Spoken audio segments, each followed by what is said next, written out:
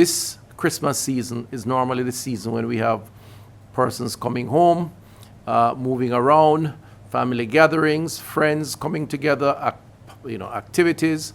I just want to say to the country, this Christmas may actually be a Christmas that has to vary in terms of some of those activities. Until the measures to regulate activities over the Christmas holiday are announced, let us continue to observe all the safety protocols to get out of this pandemic as quickly as possible and restore the country's economy and social engagements. So glad you could join us on Jamaica Magazine today. I am Adrian Atkinson. Today we look at vector control measures to eradicate the Aedes aegypti mosquito and acknowledge a few dedicated civil servants. There's more, so stay with us. Informing. Jamaica today confirmed its first imported case of coronavirus. Educating. If you follow the recommended procedures, it is highly likely that you will not get the disease. Going beyond to keep you informed and connected, even through the pandemic. Helping you stay safe while we protect ourselves. Dependable, impactful, accurate. This is your JIS News. Credible, trustworthy, every day, everywhere, serving our customers proudly.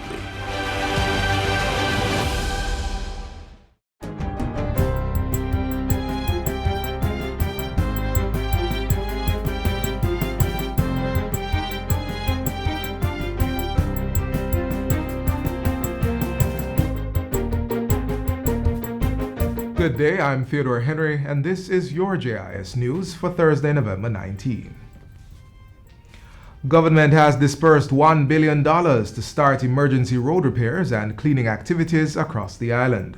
Prime Minister Andrew Holness says the allocation will cover roads and drains at the national and local level, which were severely impacted by the recent passage of tropical storms Zeta and Eta. The National Works Agency will be administering the program, which will coincide with the annual Christmas mitigation program. From the funds, each Member of Parliament will receive $15 million to carry out works under specific conditions. The Prime Minister says a minimum of $7 million must be spent on patching and $4 million may be spent on debushing, while $2 million each may be spent on beautification and drain cleaning. He stressed the need to strategically utilize the funds. So the idea, it's not for us to be wasting resources, to give it to the MPs for them to do as they wish. But through a process of collaboration, let's look at the roads that are needed to support our economic development and support the movement of traffic, but also let's look at those roads that cause severe inconvenience to local communities. And the MPs and the councillors are in the best position because they see directly, firsthand, the issues. Prime Minister Holness gave the update during this Tuesday's sitting of the House of Representatives. 40 young people from across the island have been selected to become agricultural aides and provide support in the field to extension officers of the Rural Agricultural Development Authority, RADA. The recipients will receive technical skills training to meet the needs of the agricultural sector. The Agricultural Aid Program was launched on Tuesday as the Ministry of Agriculture signed a Memorandum of Understanding with the Hart NSTA Trust and the Housing Opportunity, Production and Employment HOPE Program. Portfolio Minister Floyd Green says the young people will be engaged for a period of 6 months in the initial phase. They'll be paid a stipend of $11,000 weekly, which will be drawn from a budget allocation of $10.8 million. So our HOPE will be in charge of recruitment, and then our Hart National Service and Training Trust will work on training, especially in the core principles. RADA will provide that technical support and technical training. And most importantly, at the end of the time period, our young people will be certified. The aim is to have the individuals out in the fields by December, supporting farmers, especially those who were badly affected by recent heavy rains. They will be coming on to help us with our data gathering and data collection, which we want to do a better job of because we want to ensure that all our decisions are data driven. So we want to have the best data on hand in real time.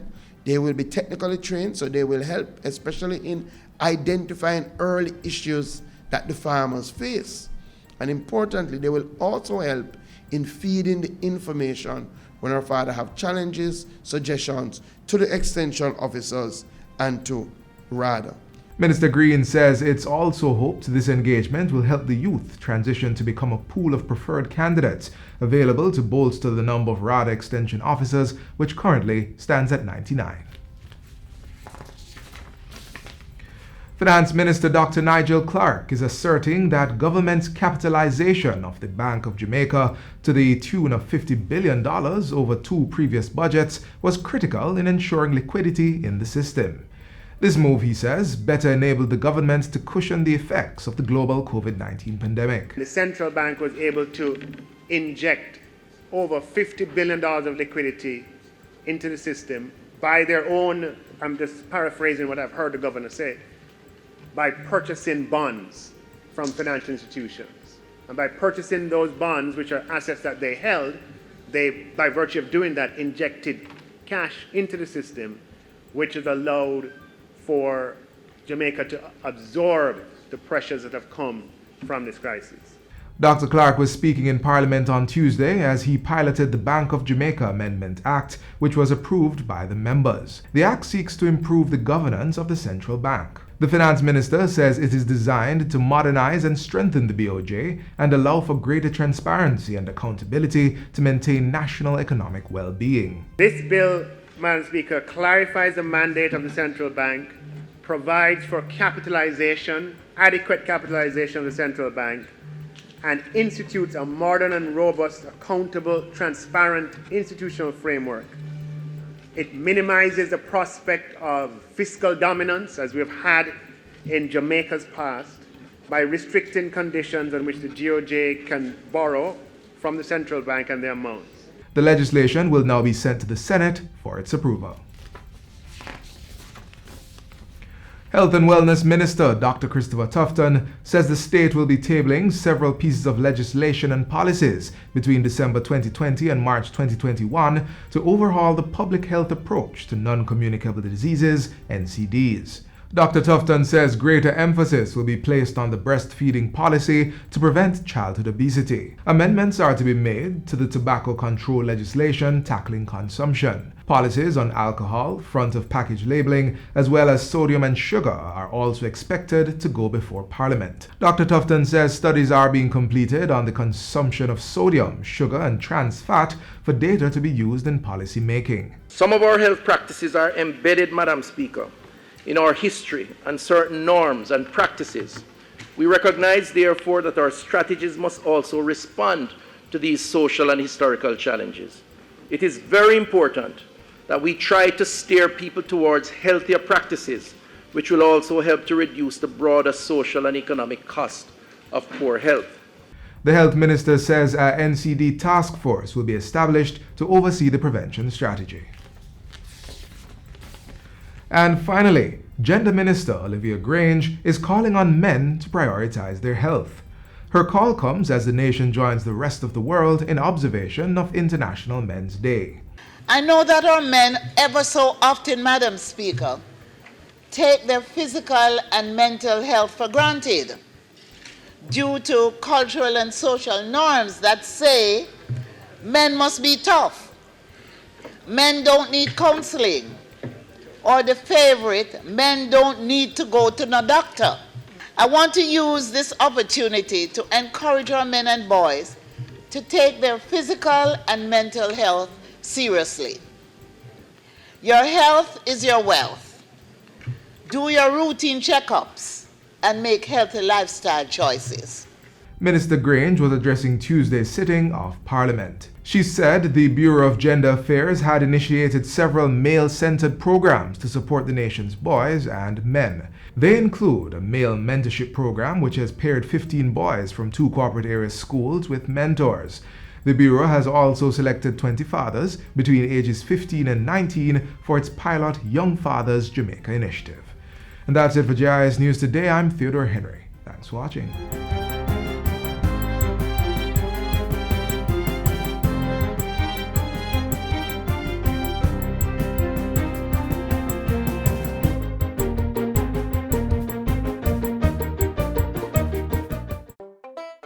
If I cancel them you off, make sure you gon' get them done. That is how we are go trace them, identify them, tag it and trace it.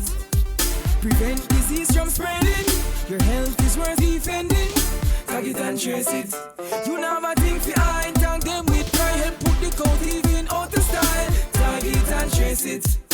A message from the Agricultural Competitiveness Program of the Ministry of Industry, Commerce, Agriculture and Fisheries. As we implore you to search for and destroy mosquito breeding sites, we also tell how the government is mobilizing its vector control team to eradicate this deadly pest. Oh, that a helicopter a fly. No the one aide is Egypt time. And a police, you not get no blind. Dirty Culex, the outsider cry. You don't believe that dengue is real. Who can't hear mosquito bite, them a feel. Female, a search for a blood meal. To argue is like a KFC meal deal. Vector control, fight against Zika. Vector control, kill mosquito. Dengue fever, a mad me. They really tend to forget to daddy mosquito. But to me, that did look like small matter. Me just clap after the one that will come too close. But me never know say so much deep in me. Oh, you see how them little ass sneaking?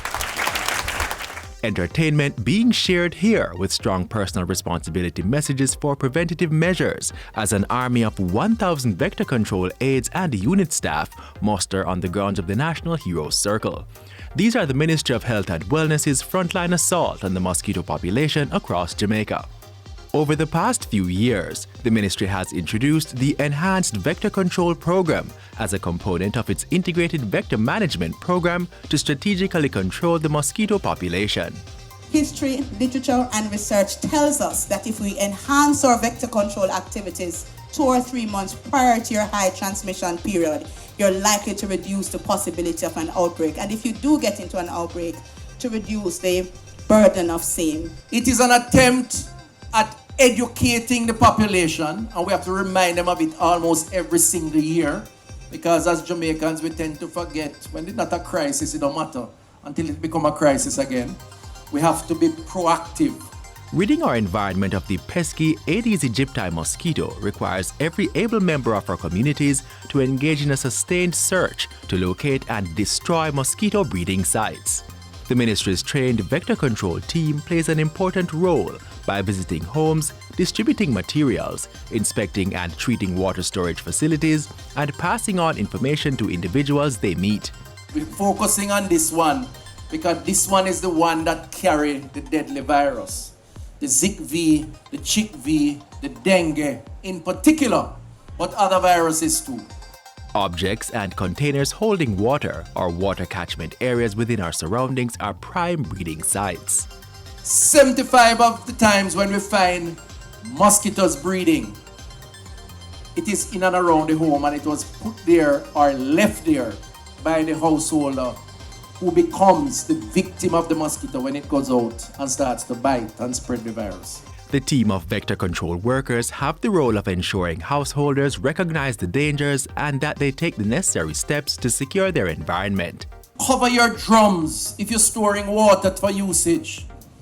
That you make sure your solid waste is properly packaged so that NSMAA can come and pick it up, or you can drop it off somewhere. That you empty out your vase that you have your flowers in, your freshly cut flowers on your dining room table or on your dresser to pretty up your house. You empty it periodically because it's water and it's a breeding site. The Ministry of Health and Wellness is making the employment of 1,000 vector control aides a standardized yearly feature of its operation. At the same time, the cadre of permanent vector control staff is being increased from 200 to 300, drawing from the pool of 1,000. All vector control aides received training and certification through the Heart Trust NTA, which empowered them with the skills they can use in many other jobs. The training is about management and supervision. The training is about how to interact with people, customer service. The training is about deportment and personal conduct. Those are life skills that helps you to be a better individual and a more marketable individual. Extra resources have been provided to support this much bigger team in the field in the form of logistics, transportation and equipment such as fogging machines. Some things they want every Jamaican to recognize includes the additional breeding sites that spring up during rainy times.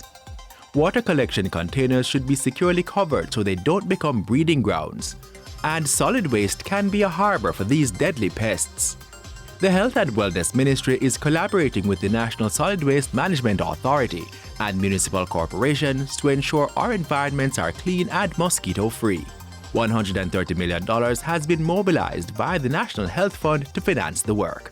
The NSWMA stand ready to work with the Ministry of Health and all other partners because we have a mantra and we share it right across.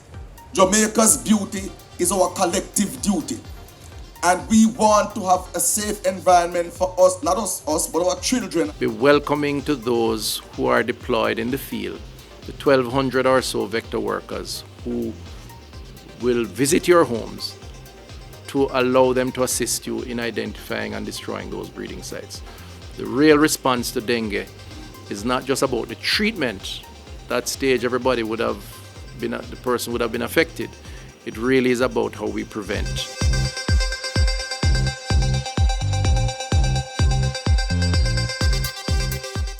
This is the Aedes aegypti mosquito that spreads the Zika, chikungunya, and dengue viruses. Search for its breeding sites and destroy them. A message from the Ministry of Health. Up next, the Met Office answers a few frequently asked questions.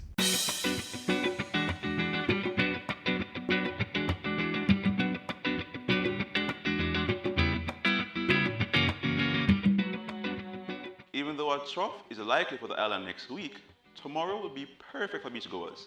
So expect bright sunshine and clear skies all day. Yeah, right. Like how yesterday, Una tell me say it go bright and pretty. I wash my clothes and a pure rainfall. I'll know them not dry. And today, we want to hear from you, our viewers. So call us now to get your weather questions answered. Yeah, man, me go now call. And we have a call online now.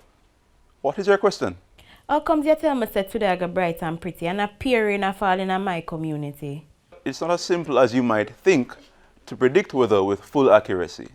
To provide a forecast, we measure and assess current atmospheric conditions over various areas and compare that to previous observations. This allows us to have a general idea of what conditions to expect in a particular area.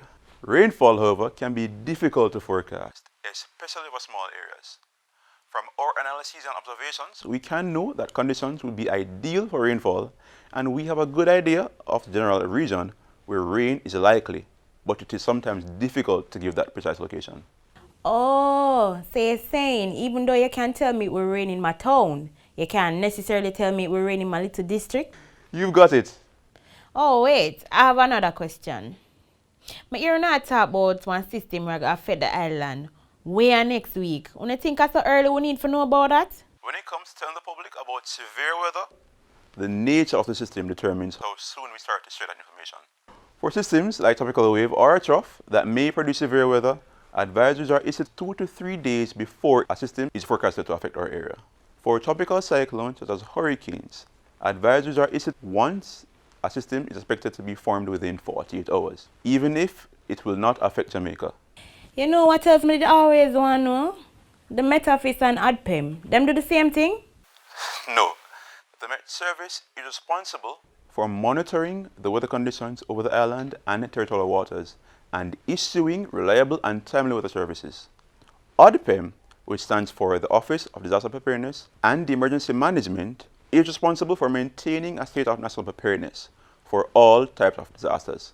When the system that could cause a disaster is a weather phenomenon, the Met Service monitors the progress to forecast and to determine the extent of the weather conditions. You know, I never know there's so much things the Met Service do, and that weather forecasting is so complicated. Yes, it is. And if you have more questions in the future, please feel free to contact the Met Service. Hurricanes can strike at any time. In the event of one, be prepared to act quickly.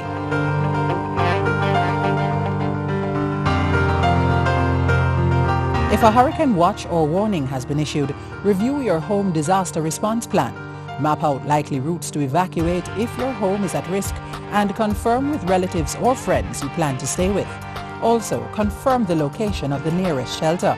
Check your emergency supplies and restock if necessary. Remember, disasters do happen, so be prepared. As we observe Civil Service Week, we acknowledge the outstanding work being done by some of our dedicated workers.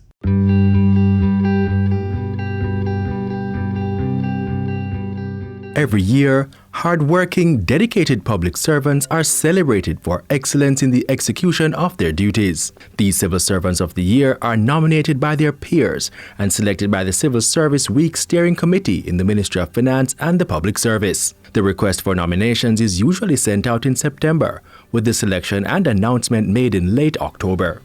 The prestigious awards ceremony is then held during Civil Service Week in November. The event has had its profile elevated with not just one, but 3 categories awarded, since First Heritage Cooperative Credit Union Limited (FHC) took over the role of main sponsor and organizer in 2019.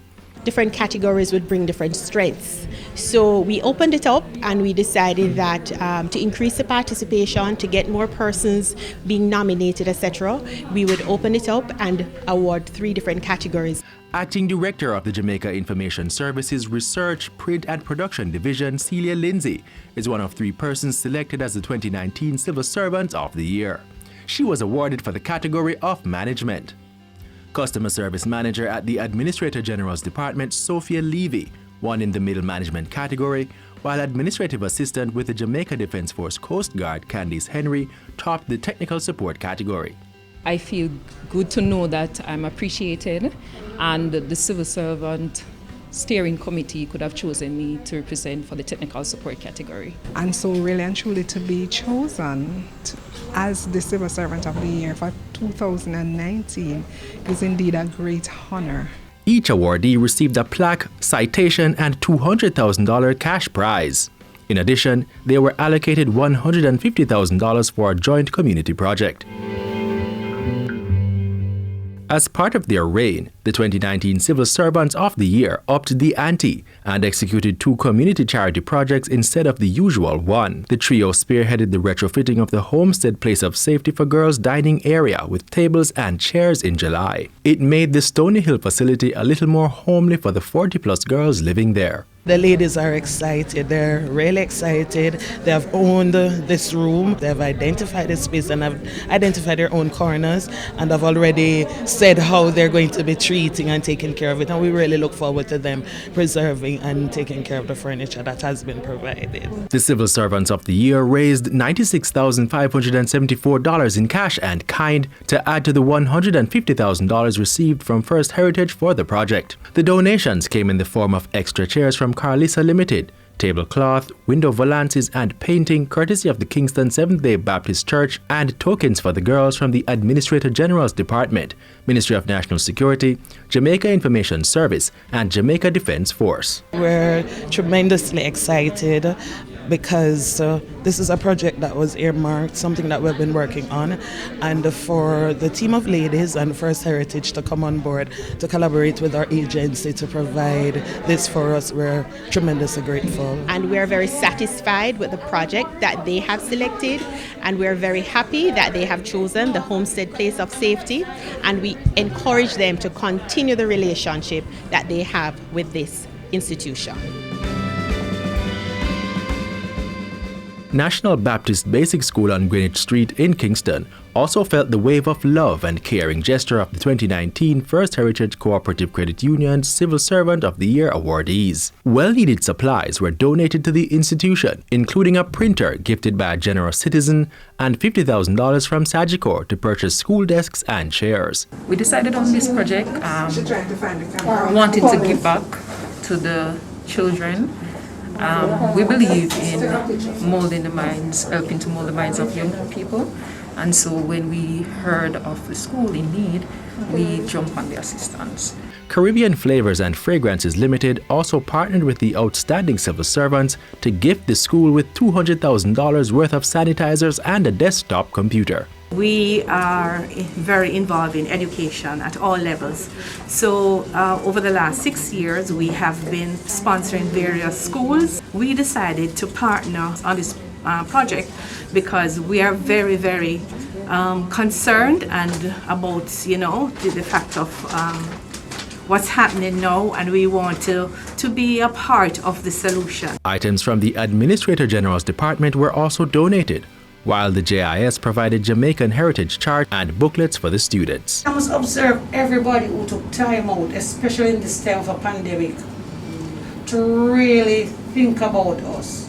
I think in this time now, persons need to rally around each other, and the fact that we can go out and to contribute to a school that is in need at this time, I think will greatly impact the children and the administrators there. Really and truly, it was quite satisfying to be able to serve our nation and our nation's children in this manner. It has been a wonderful experience to interact with persons who I didn't know before, and we've been able to come together through this award to do something. And what is really very special is that we're also, as we contribute to the nation through our desks at the various entities, we are also now giving back to entities that are also supported by the government of Jamaica to improve on the quality of care. The two projects at Homestead Place of Safety for Girls and the National Baptist Basic School set a model of philanthropy for future awardees to emulate. Each person must intentionally navigate to a range of choices daily in order to make a difference and to expand the field of opportunities for themselves and others. As we purposefully engage in activities, we form lasting linkages.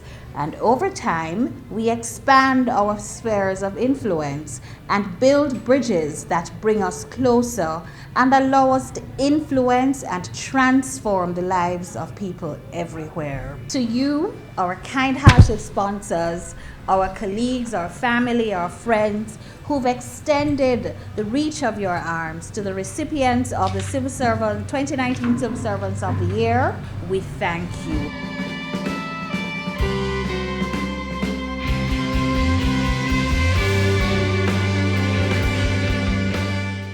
This is where our journey ends, but only for today. Do join us again tomorrow when we'll bring you another informative program. In the meantime, stay connected via our website, jis.gov.jm. And while you're online, send your feedback to Jamaica Magazine at jis.gov.jm or via tweet at JIS News. You may also find us on all the major social media platforms and through our mobile app that's Android and iOS compatible.